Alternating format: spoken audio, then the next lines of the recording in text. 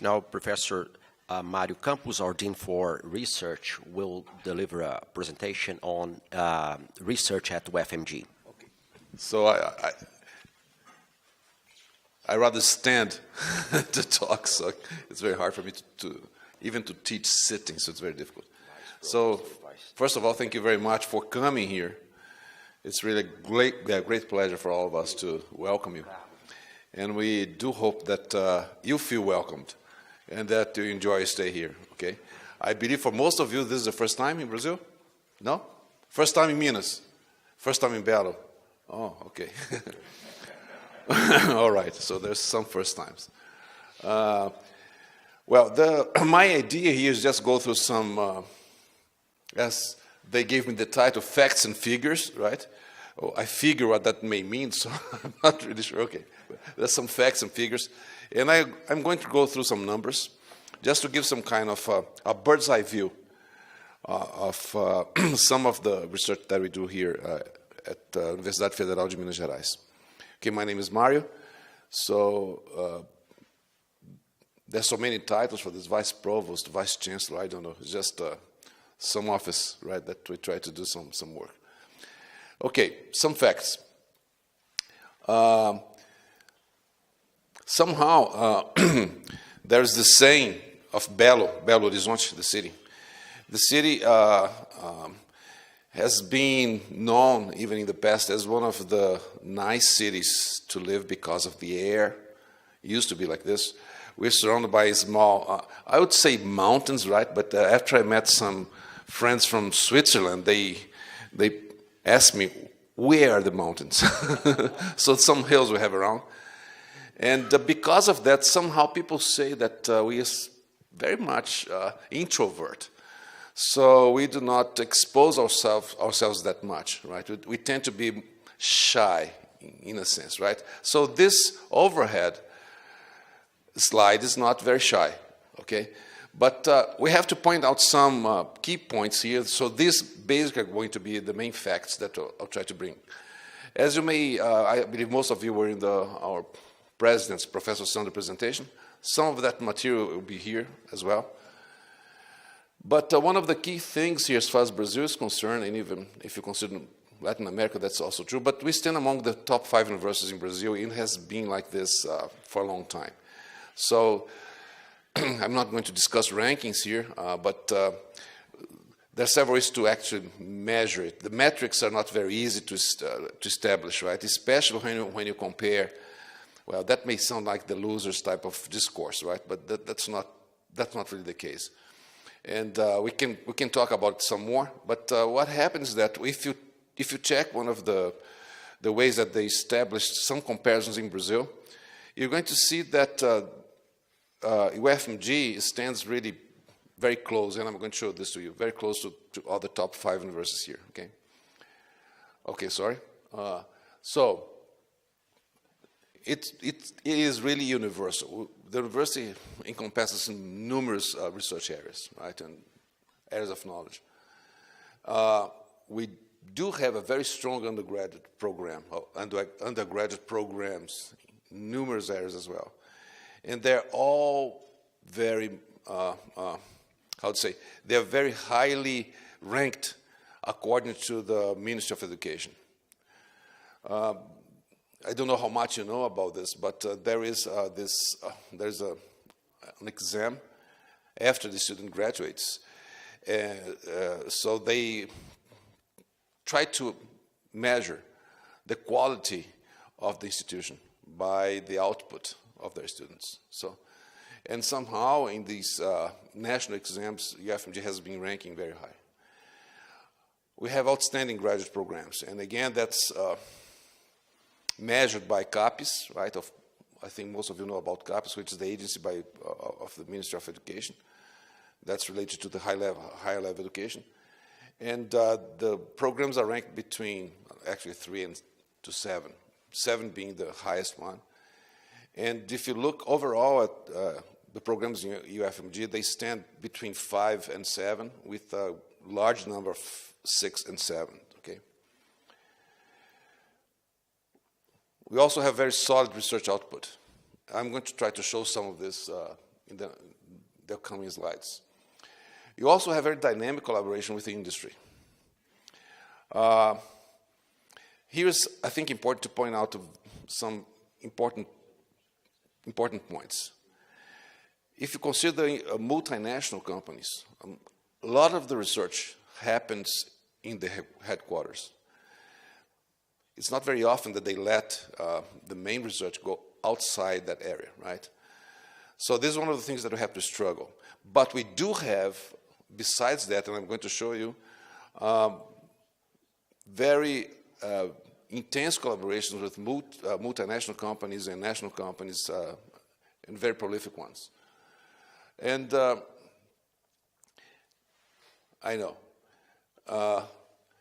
We are leader in the country in terms of patent applications and technology transfers. This is controversial, right? Because actually paying for patents is very expensive and it's very costly for us. So we are currently considering the direction we should go about this. Recently in Brazil, it has been approved a law. This law is concerned with innovation. And being a public university, we do have a lot of constraints. We're very much tied up with a lot of legal agenda, legal, you name it, a lot of red tape. And one of the things that were very difficult in the past was to establish closer collaboration with society because, for instance, if you want to use a lab here, or if you want to rent a lab for a company to use, it was impossible. Second, if a professor and his or her students, they come up with a very nice idea, and of course they will be the best candidates to move that thing as far as a product is concerned. That was impossible. So all the things were fixed. And we do expect that with this law, this new innovation law, there will be a lot of a very much expected increase in this collaboration, which most likely will bring forth a lot of opportunities for not only new products, and new ideas going to the market. Okay, some figures now. You saw this at the first presentation. And this is the rank that is performed by this Folha de São Paulo. And they, of course, as any other rank, they have their parameters, right? But according to this rank, you see UFMG is this red line here. We stand pretty much between, the lowest was the 4th position, right? And the most recent one, we went back to 3rd position, right? So if you look at this graph, you see pretty much throughout the years, we've been in the top 5 position in the country, right? Now, most important is that if you rank just by numbers, right? But let's see some of the actual parameters here. If you look at the final score, the topmost one is 97.52, whatever this 0.52 may mean, I have no idea.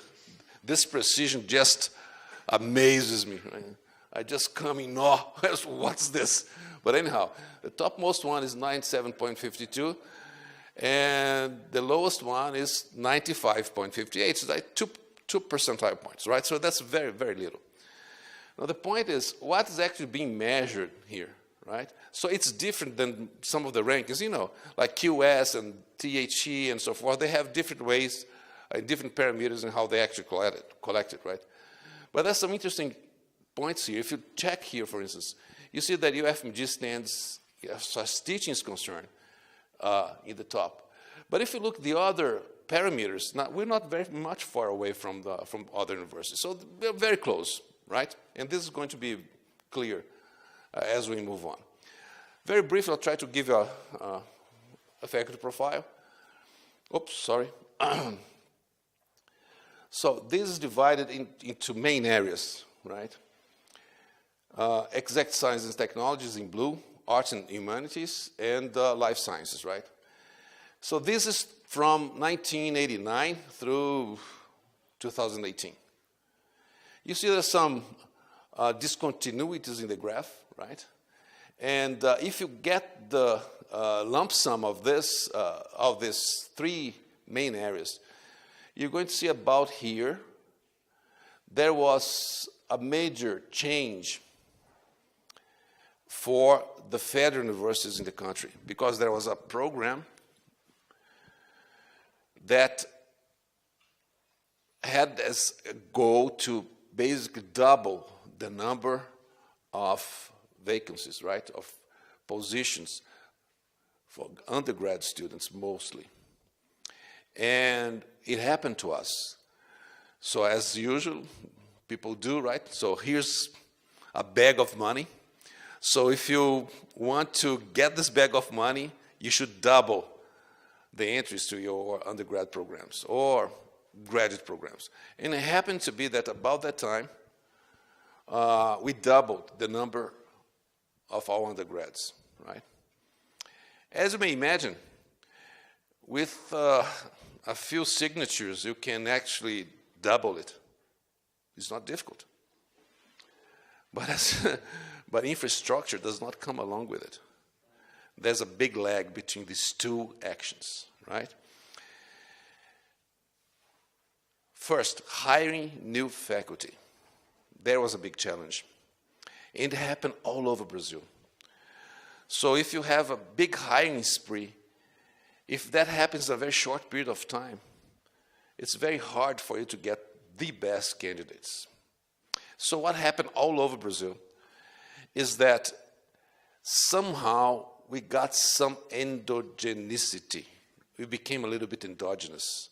Meaning what? Meaning that many of our faculty, actually, they were graduates from UFMG, from UFMG, from all over the place, okay? Now, on top of that, you have that in the past 10 years, we hired about 45% of our faculty today. More than that. Of course, you hear about what's going on as economic and all these changes in Brazil recently, right? And there is a possibility of numerous faculty actually getting retired. So you see a scenario here, right? It's not that doom. Don't be concerned. But this points out to a very important issue. If you consider the older generation, right, a lot of those faculty, they actually got their PhDs abroad, many of them. And somehow this was not the case afterwards. I don't know if there's maybe several reasons for that. But it happens to be that currently, if you check the degree, if I could say, so of internationalization, and whatever we may measure it, you see that it's lower in a sense. We do have some good numbers here, but the point is we need to increase that, and I'm going to show you why, okay? Did you? I always remember an old professor at the University of Pennsylvania. He's still there, Max Mintz. And he used to say, "Are you with me? Are you with me?" So far? Okay, you're not sleeping already, right? Okay.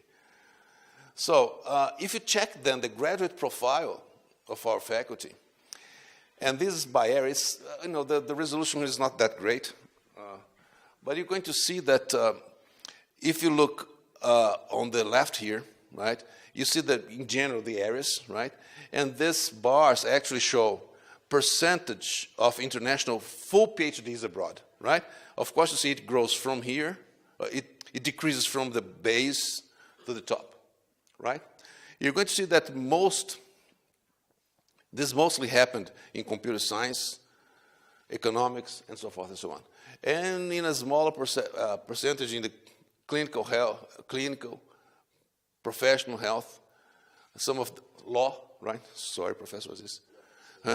Education and so forth. Did you get the picture? Okay. So somehow this is the graduate, the faculty graduate profile. Where do they obtain their PhDs from? Okay.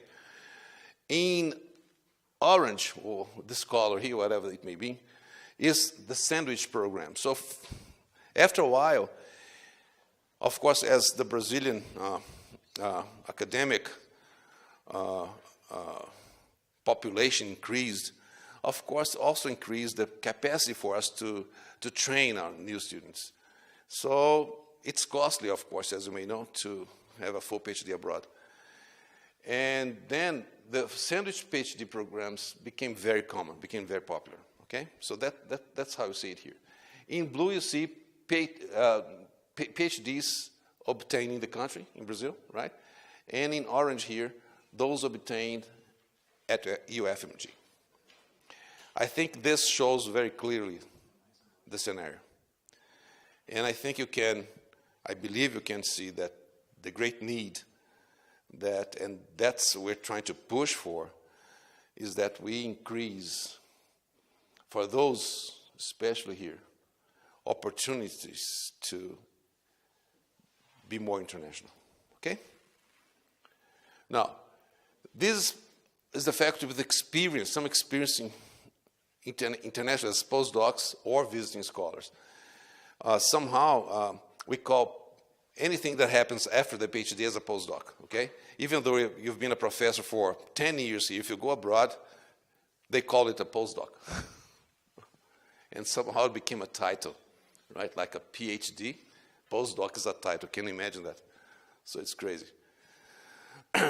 Now, this faculty per research area, there's something that went far away there. So how are the faculty distributed among the three main areas, right, main research areas? So in blue is exact sciences, arts and humanities, and life sciences. Oops. And here you see the faculty international experience as far as PhD and postdocs are concerned. In gray here you see the postdocs, right, visiting scholars. And again, the countries are here below, in the x-axis, right? There is very clearly, no? Here the largest amount is in the US, right? We do have, that's historical, quite a few from France, right? Collaboration, even from previous collaborations, United Kingdom, and so forth and so on, okay? Let's get some numbers in research. I start with funding. It's very clear to see this graph, right? See that downhill.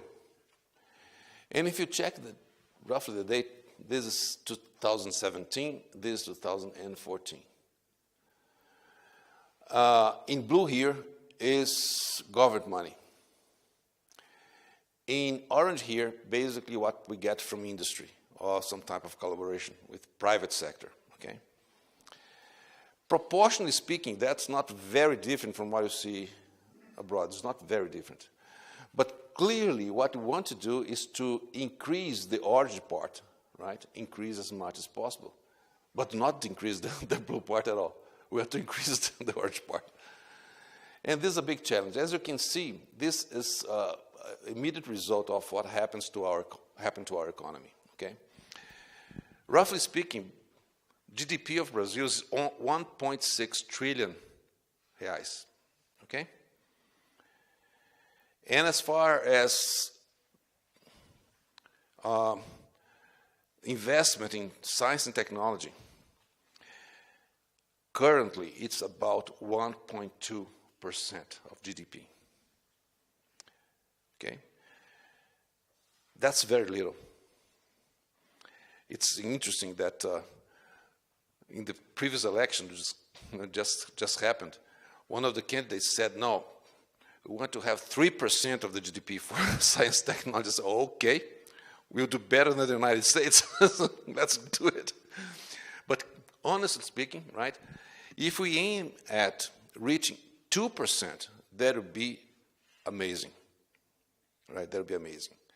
And the question is, if you see this downhill here, the first question I think you ask is, where did the money go, right? Do you have any idea? No, I'm not talking about corruption, please. Some money went there, but of course we're talking about much more than that. One of the things in Brazil that's very difficult is the interest spread, is the amount, is the percentage between what you take when you get a loan, right? When you ask for a loan. So this spread in Brazil is awfully high. So the financial system, this is not, please understand me, this is not an ideological or political critique, right? But this is just an observation of what's going on. So a lot of this surplus went to the financing system, right? That's really true. Second point, which I think is more important. If you consider this that we want to increase here, this has to come from industry. This has to come from industry in general. And the point is, if you look even worldwide, somehow that has decreased, but even more so in Brazil.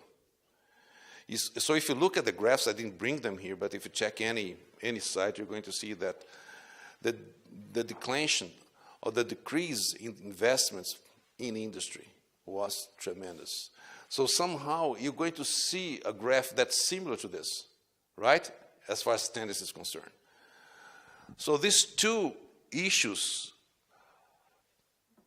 I'm not saying I'm not an economist, but somehow explains partly where did the money go, right? Now, there are some expectations that with this new law that I just mentioned to you, the innovation law, and some other measures, there is a possibility that this can be reversed. But, as you know, this is a dynamic system with a very high inertia. Time constant is very, very large. It's just like the turning radius of a big ship. It takes a while. So we do hope that if these things get into place, these things, as far as financing is concerned, will get better. And there is already some sign of a small changes in the derivative here. So we'll see. Now, as far as publications are concerned, the fonts are very small here. And I myself have to get closer. Life sciences, engineering, technology, natural sciences, social science and management, and arts and humanities. This is in terms of numbers, right? Output, right? So in parentheses, very hard to see here, is the number of documents in the base of Web of Science. Sorry, this is Scopus, right? This is severe. Number of publications per area. Now you have number of citations per area. But these two graphs, they do not match, right? One thing, of course, is you want to have a good research output, but you want it to be of high quality, okay? And you're going to see where I'm driving at. If you check now the field-weighted citation impact, meaning that you check that we're talking about this database, right? One means that's the average, in this case, citation of the database, right? Excluding UFMG. And this is the field-weighted citation impact of course, when you compare the several areas, right? We have to do this mapping, as you saw here. Even for the sprint, you have to do the mapping. Oh, sorry. Those who are in blue, they are 1 and above, meaning that they match the average of the database or are above that, right? Those in red, they are below. Of course, what do we want here? We want to push these red lines to the right. That's not easy, for several reasons, okay? Now, this graph, I remember when I showed this to our rector, right, Professor Sander. When you see this terrible derivative here, you basically tremble, right? So things going really downhill. It is, but not that much. Okay. What this thing is saying here is that we should read in a better way, as some people say, consider the half of the cup that is full, not the half that is empty. So the half of the cup which is full, if you look at these numbers here, basically it says what? When you compare the citation impact overall, right, with only national co-authored documents, we are still above the average. Okay? There was a nice increase here, but then there's a declination happen here. Okay?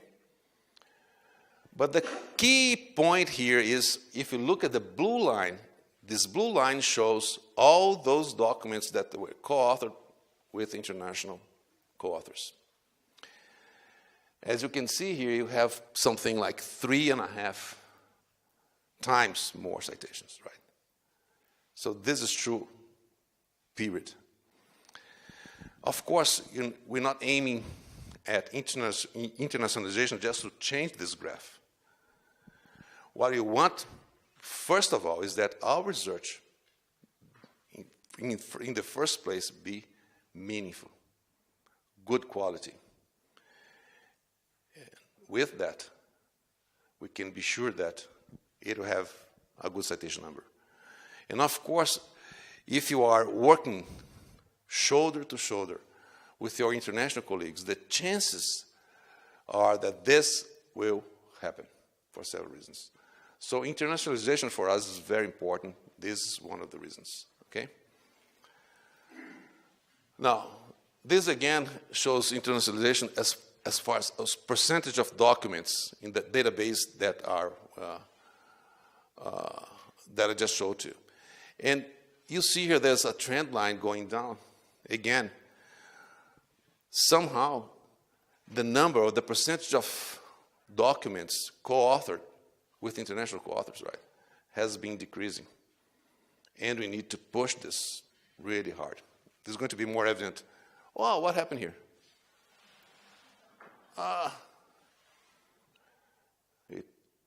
Well, that's why I want to use my computer.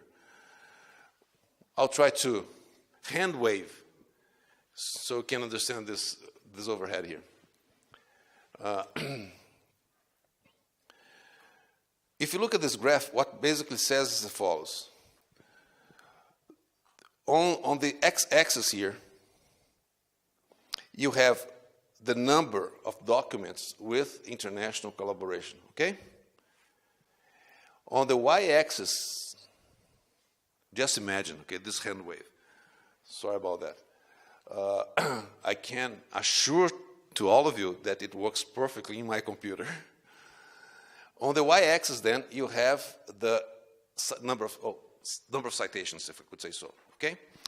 So a point here, like you see UFMG, shows that we have this number of documents similar to Unicamp, a little bit larger, okay?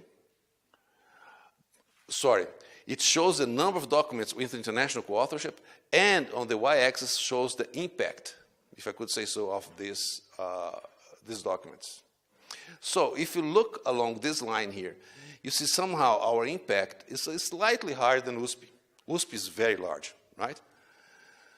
But if you check the x-axis, somehow you see the percentage of papers, of documents that are with international collaboration is smaller, okay? I'll move on, hopefully. This is basically just a zoom in that graph. So we just changed the scale here. What is important to note? What's important to note is this. The distance between this point here and this point here. Let me see. This is what we want. This is currently the scenario. The distance between, if I could say so, the first ranked here, right? USP and UFRJ, this is Rio de Janeiro, and us, right? This gap here is what we want to narrow down. So what we actually want is actually to move UFMG diagonally here. Okay? It doesn't happen overnight. We do need internationalization, good cooperations, good science. Okay? I don't know what happened to my graphs. Is that computer there, I think? Too bad. Maybe I'll switch to my computer later on, then you can see the graphs. But what I want to show you, basically our president has shown to you, we have little spheres here showing where each one of the institutions that are present in this print, where they are. As for document numbers, of course, this is Z-scored and citation here. So you see there are spheres all over the place, right? And these spheres, they're basically graded, color graded, according to the main 4 pillars of our print. And if you look at this graph, just imagine you have several spheres here, right? And what we want actually is to move jointly, together, to move all these spheres into this direction, which means more papers, more documents with international collaboration with higher impact, okay? That's the direction. Oh, there you can see. Finally, I just want to very briefly mention to you about innovation industry partnerships, okay? This is a very small portion of what the university has, what I'm going to show next. One of the things that we are really working hard is to get, in a sustainable way, information. The university is very, very large. So we are about 3,000 faculty, right? And each faculty has its own, his or her own head, right?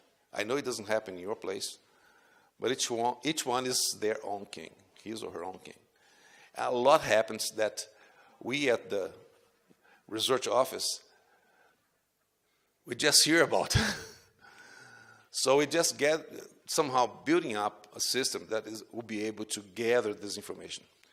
So this is going to be a very, very small snapshot, okay?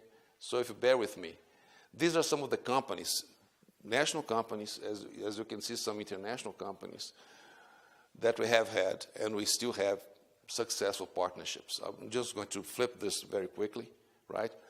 Some of the national companies like Vale is a mining company, right? This is telecommunications, this is an old one, Bosch, LG, and so forth. So, and of course with the giant, Petrobras and Semig, which is an electric company, right? And this international or multinational, like, of course you know all of them. This one is a Brazilian one. And I just want to mention as one of the cases that happened, which is about this company called Aquan. This is a spin-off of faculty and professors, faculty and students from the computer science department. Way back, 1995, I believe, they had this project of building the Brazilian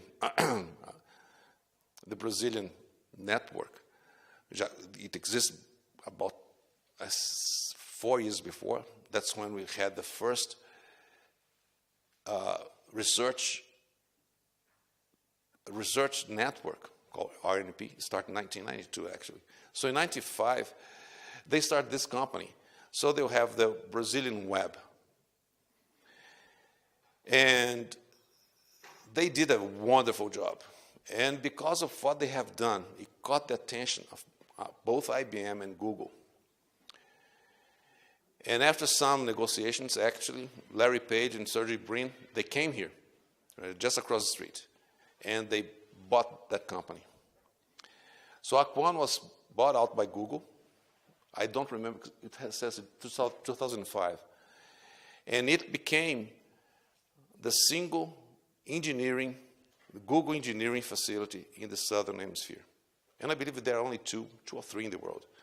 And these guys are the only ones that are entitled to touch the search engine of Google. So this is the quality of the students that are graduated from here. And shows also that the university, UFMG, does not stand still. And basically, it has very strong liaisons with numerous industries, right? I could also mention some of the industries in the biological, biotechnology. Belo Horizonte has been known of one of the main biotechnological centers in Brazil, mainly because of the work that happens at our biological institute. So, one example, most of you have heard of high blood pressure, right? The discovery of the, I do not know how to pronounce that in English because that's not my area. If any of you is the biological area, peptide. Thank you.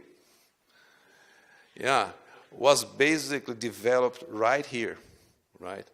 And all the medications today that are for blood pressure, they are based on this peptide. This is just one example. Second example, spleen, right? So if you are diabetic, right, you need to take insulin. So one of the companies that was spun off from here, from that institute, was called Biobras. And they were sold or bought out by a Dutch company. And they were the first to actually synthesize the drug. I think they used some special technique, and they were established in the north part of this state. So these are just some examples. That's why I mentioned that UFMG not only has very solid research output, but we also have very strong and very prolific industrial liaison. Okay? So I think that's it. I hope I didn't bore you too much. So if you have any questions, you can ask me later. Thank you so much for your attention. Sorry about the slides.